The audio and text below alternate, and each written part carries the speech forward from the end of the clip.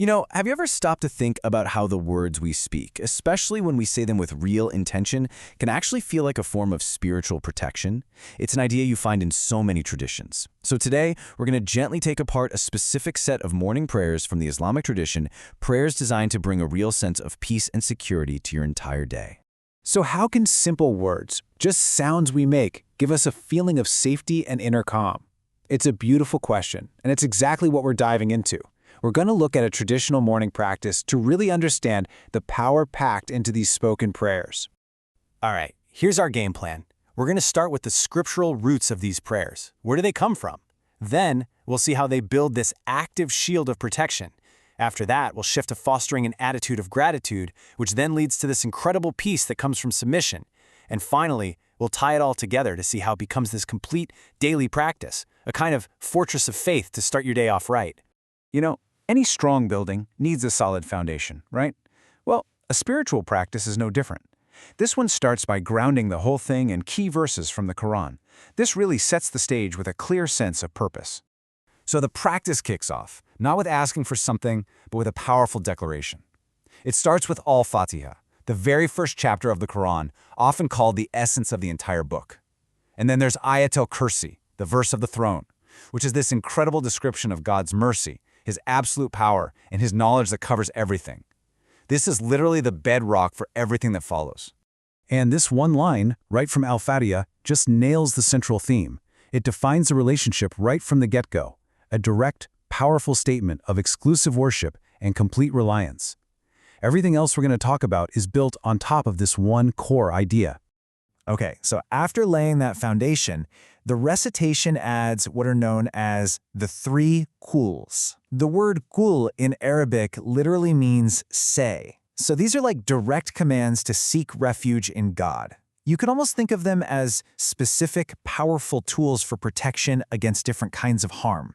What's amazing is just how complete this is. The chapter of sincerity reinforces the core idea of God's absolute oneness. Then the chapter of daybreak asks for protection from the kinds of evil we can see, the harms out there in the world. And finally, the chapter of mankind seeks refuge from the evils we can't see, those sneaky, whispering doubts that can mess with our hearts and minds. It's like a comprehensive spiritual shield. So with that scriptural foundation firmly in place, the practice then shifts gears. It moves into more specific prayers or supplications. This is where we go from declaration to actively asking for protection, building that multi-layered shield against all kinds of harm. And this isn't just some random shopping list of requests, okay?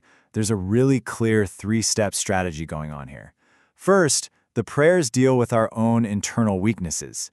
Then, they move outward to the hardships we might face from the world. And finally, they wrap it all up by asking for this all-encompassing 360-degree protection. Now, this first step is so insightful because the defense starts from the inside out. Before you even ask for protection from outside forces, the prayer addresses your own vulnerabilities.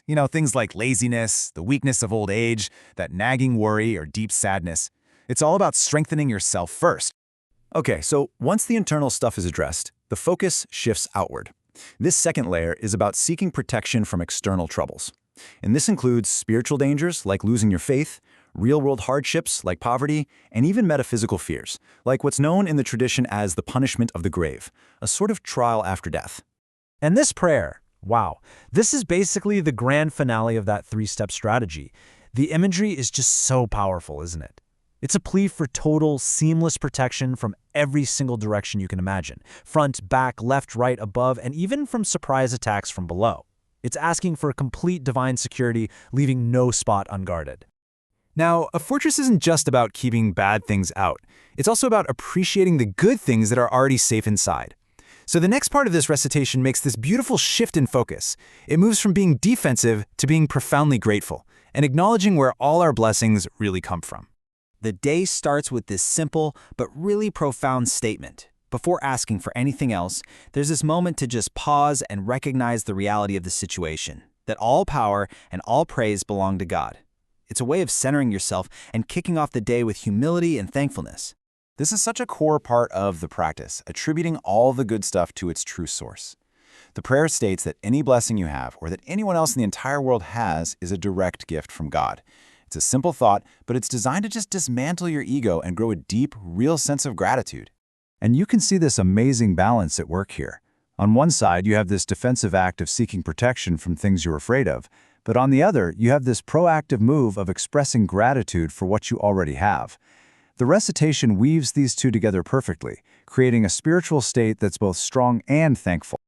All right, so after laying the foundation, asking for protection, and expressing gratitude, the practice moves toward its ultimate destination, a state of complete submission and trust. And in this tradition, that's where true peace is really found. This statement right here, it's the heart of this whole section. Allah is sufficient for me. Wow. It's a declaration that just shifts the entire burden of all your worries and all your fears onto God. It's the ultimate expression of trust, basically saying that with Him, you have everything you could ever truly need. And notice this number, 7. This powerful phrase isn't just said once. The tradition is to repeat it 7 times. And that repetition is so key. It helps you internalize the meaning, turning it from just words on your tongue into a deep, unshakable belief in your heart. And this is the beautiful destination. After all the seeking and acknowledging, you finally arrive at a state of pure contentment. It's a declaration of being genuinely happy and at peace with your Lord, your faith, and your path. This isn't just passive acceptance. It's a deep, joyful satisfaction. Okay, let's pull it all together now. We've walked through all the different parts, and now we can really see how they lock together to form this single, powerful daily practice, one designed to build that spiritual fortress we talked about right at the start. So let's retrace our steps one last time. This whole recitation takes you on a journey every single morning. It starts with that solid foundation of Scripture. From there, it builds a complete shield against harms from both inside and out. Then, it helps you grow a mindset of deep gratitude. And finally, it all leads to this state of total trust and peaceful contentment.